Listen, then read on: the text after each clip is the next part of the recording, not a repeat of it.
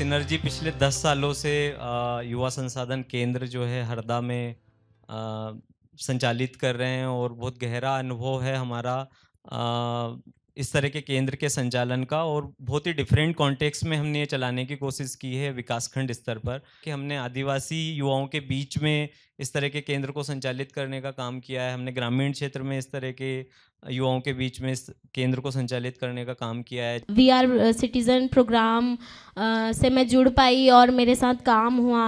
जिस देश में हम रहते हैं वहाँ पे ऐसी कोई प्रक्रिया नहीं है, जो 18 वर्ष के नहीं हैं उनके साथ ऐसी कोई प्रक्रिया हो जो उन्हें एक नागरिक बनाने के लिए हो। अब ऐसे बहुत कम है। यूथ अपना जो करना चाह रहा है उसके लिए कोई स्पेस नहीं है। वो क्या है कि मुझे ये प्रयोग करना है, उसके लिए थोड़ा मेंटरिंग हो, थोड़ा फाइनेंशियल सपोर्ट हो, थोड़ा सा उसको कहें भी ठीक है आप करके देखिए, अच्छा होगा बुरा होगा कोई बात नहीं। पर सामाजिक तौर पर अगर आप देखिए, अपने सोशल मीडिया में देखिए, उन बच्चों के माता पिता, फिर मैं कह रहा हूँ कोई शिकायत नहीं है, पर जैसे फेसबुक या ट्विटर को एक स्कोर कार्ड बना देते हैं कि मेरा बच्चा IIT गया, मेरा बच्चा 95% लेकर के आया। तो ऐसे ही समाज से तो मीडिया भी बना है, तो मीडिया को भी लगता है कि उसकी उपलब्धि के बारे में ज़्यादा बात की जाए। बहुत सारे बच्चे हैं, उनको मीडियोकर मैं नहीं कहूँगा, शायद उनकी उन उपलब्धियों के बारे में ना बात कर पाना हमारी कमज़ोरी रही है। सक्रिय नागरिकता को आप एक अलग रूप से नहीं देख सकते सिर्फ कि युवा नेतृत्व पे ही काम कर रहे हैं या सिर्फ स्वास्थ्य पे काम कर रहे हैं। इसको एक समग्र रूप से देखना, एक होलिस्टिकली अप्रोच करना बहुत ज़रूरी है। काम के दायरे हैं, मेंटल हेल्थ पे हम काम करते हैं, जेंडर पे काम करते हैं, क्लाइमेट पे काम करते हैं। तो जो इससे सीखें हमें मिल रही हैं वो हम हर जगह अप्लाई कर रहे हैं, ताकि ये एक आइसोलेशन में काम ना हो रहा हो। ऐसे तो हो ही नहीं सकता, बढ़ भी नहीं सकता। तो युवा संसाधन केंद्र, जैसा आप मैम आपने बोला कि वहाँ उसकी बहुत बड़ी भूमिका है, क्योंकि आज का जो यूथ है, मुझे लगता है कि एजुकेशन तो हो जाती है, बट सबसे बड़ा जो चैलेंज रहता है कौशल का। मुझे लगता है यूथ को भी बहुत अवेयर रहना चाहिए। आपके लिए क्या आया है आपको पता होना चाहिए और आपको अपने राइट्स के लिए सजग रहना चाहिए। के साथ काम करते हैं, हमारा लेंस ज़रूर रोज़गार एंड एंटरप्रेन्योरशिप का होता है, क्योंकि वो भी एक बहुत बड़ा मुद्दा है।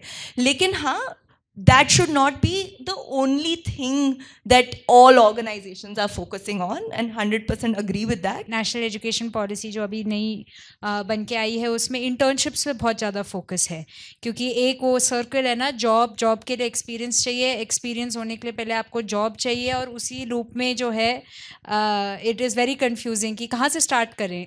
ये दोनों चीज़ के लिए एक पहले होना ज़रूरी है। That gives the person also an opportunity कि आप अगर मैन्युफैक्चरिंग कंपनी में आपने इंजीनियरिंग की, आप मैन्युफैक्चरिंग कंपनी में एज एन इंटर्न या एज एन अप्रेंटिस गए, वहाँ पे जब आप जाके काम देखेंगे तो आप खुद भी डिसाइड कर सकते हैं कि क्या ये मेरे लिए है या नहीं। रोज़गार की बात आती है तो जब उनको एक अच्छी शिक्षा ही नहीं मिल पाएगी, वो पिछड़ जाएंगे, तो वो रोज़गार उन्हें कैसे मिलेंगे। मेरा कहना यही है कि ग्रामीण क्षेत्र में अगर उस लेवल का एजुकेशन और बाकी सारी स्किल्स नॉलेज वगैरह मिले तो शायद वो लोग इतना झिझक नहीं रहेगी उनके अंदर, खुल के आगे आ पाएंगी। एक होता है यूथ फॉर डेवलपमेंट और एक डेवलपमेंट ऑफ यूथ, और हम जो करने की कोशिश कर रहे हैं वो उसके बीच का एक रास्ता निकालने की कोशिश कर रहे हैं, जिसमें युवा विकास की जो पूरी बातें हैं उसमें भी भागीदारी करें, but at the same time उनकी खुद की भी बात हो। इस काम को सपोर्ट करने के लिए बहुत सारे डोनर नहीं हैं, अभी बहुत सारी ऑर्गेनाइजेशन इस तरह के काम को नहीं सपोर्ट कर रहे हैं, क्योंकि थोड़ा लॉन्ग टर्म काम है ये। एज ए इम्प्लीमेंटर मेरा जो चैलेंज है वो चैलेंज ये है कि अगर मैं एक युवा को जोड़ना चाहता हूँ, मैं चाहता हूँ कि मैं पहले कुछ समय लाइफ स्किल पे बिताऊँ, लेकिन बहुत सारे डोनर जो हैं वो लाइफ स्किल्स पे इन्वेस्ट करने में इंटरेस्टेड नहीं है।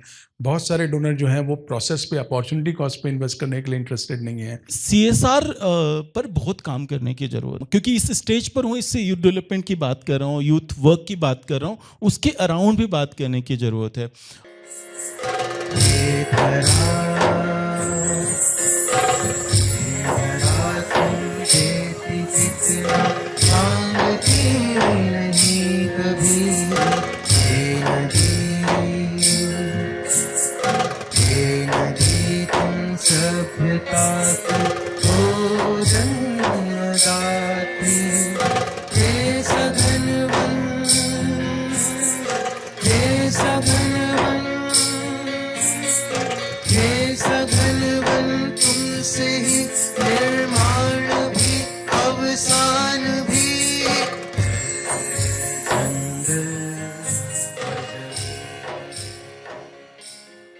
आपको क्या लगता है कि क्या वो मानसिक तनाव, दौर और वो सब चीज़ें हैं जिनसे आज का युवा गुजर रहा है, और आप लगता है कि किस तरह से उस पूरे मुद्दे को देखते हैं, है ना, अपने व्यक्तिगत अनुभव से, अपने संस्थागत मुद्दों से समझाएं? अर्बन का यूथ अलग सोचता है और रूरल का यूथ अलग सोचता है।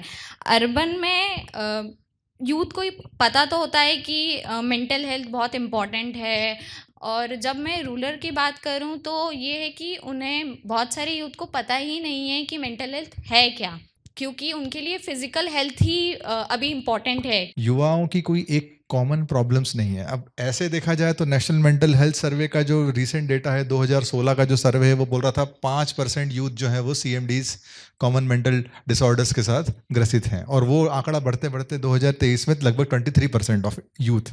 मतलब आप इसकी गहराई देखिए इस समस्या की, इसका विस्तार देखिए। हर चौथा युवा आज कहीं ना कहीं कॉमन मेंटल डिसीजेस से ग्रस्त है। यहाँ पर जो इतनी डाइवर्सिटी है, इस डाइवर्सिटी इस प्रॉब्लम को और ज़्यादा एम्पलीफाई कर देती है। आपके अनुभव से वो उनको कैसे अफेक्ट कर रहा है, ठीक है?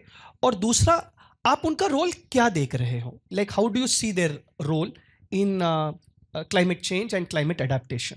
मतलब अब तो 12 महीने हमारे यहाँ भी बारिश होने लगी है, तो 12 महीने हर कभी बारिश हो रही है, तो उससे जो है वो एग्रीकल्चर खेती जो है वो एक नुकसान का सौदा हो रहा है। और क्योंकि जिस तरीके से हम केमिकल यूज़ कर रहे हैं तो आगे जाके ज़मीन जो है वो बंजर ही होनी है। अपने अपने स्टेट्स में, अपने अपने लोकेलिटीज़ में एंटरप्रेन्योरशिप को उस तरीके से कम्युनिटीज़ को, और हो सकता है मुंबई में भी हो और बाकी देश में भी हो, जो कि उसको क्रिएट करने की कोशिश कर रहे हैं।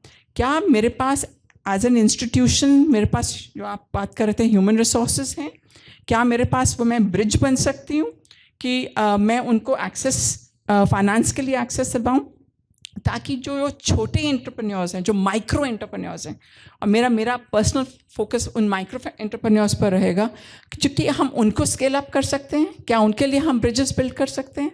आई थिंक वो चीज़ जो है, वो कन्वर्सेशन जो है, वो मेरे लिए इम्पॉर्टेंट है। तो पूरा जो कृषि का जो सिनारियो है, मैं बताता हूँ आपको कि आज खाद्यान्न सुरक्षा में भारत बहुत सक्षम है। हमारे यहाँ पर खाद्यान्न का उत्पादन बहुत बढ़ गया है, लेकिन आज का जो वीक लिंक है, जो युवाओं के लिए एक अपॉर्चुनिटी बन सकता है, वो है मेडिसिनल फार्मिंग। क्योंकि दवाइयों के दाम बढ़ते जा रहे हैं, उनकी मांग बढ़ते जा रही है, लेकिन हमारे यहाँ पे मेडिसिनल फार्मिंग की बहुत बड़ी रिक्वायरमेंट है। मतलब मुझे लगता है कि अगर एंटरप्रेन्योरशिप को ही थोड़ा देखा जाए और माइंडसेट को देखा जाए, मैं एकदम नहीं सोच रही हूँ कि कोई युवा एकदम उद्यमी बन रहा है, और पर मैं अगर माइंडसेट की बात करूँ तो युवाओं को बोलते हैं कि आप अपने आइडिया पे काम कीजिए। सबसे ज़्यादा दिक्कत, आप बिलीव नहीं करेंगे कि आइडियाज़ ही नहीं आते हैं, क्योंकि आज तक युवाओं से किसी ने ये सवाल ही नहीं पूछा कि आप क्या करना चाहते हो। एक बार क्या हुआ कि हम लोग बैठे हुए हैं और रिसोर्सेज को लेके चर्चा कर रहे थे कि अब की बार हमारे पास रिसोर्सेज कम है, हम क्या कर सकते हैं। तो हमारे ग्रुप में से कुछ बच्चे खड़े होके बोले कि सर इस बार का जो सीड है, बीज है, वो मैं अपने घर से लेकर आऊँगा। उसके बाद उस स्कूल ने अगले दिन एक बीजदान यात्रा ऑर्गेनाइज करवाया। 30-40 बच्चे गांव में घर घर जाके local seeds, local saplings collect किए और साथ में फेंसिंग मटेरियल्स भी कलेक्ट किए। हम सब सोच रहे हैं कि कोई और ये प्रॉब्लम सॉल्व करेगा, सरकार करेगी स्कीम्स लाके, समाज का भी एक रोल है, और इन्होंने बहुत ही अच्छी तरह से उसके बारे में बताया। और मेरा रिक्वेस्ट आप सबसे है कि अगर इस डायलॉग का सबसे बड़ा सक्सेस ये होगा कि हम इंडिविजुअल लेवल पे क्या एक्शन ले सके, ठीक है, और उसका जो इफेक्ट होना है वो होता रहेगा। So thank you so much.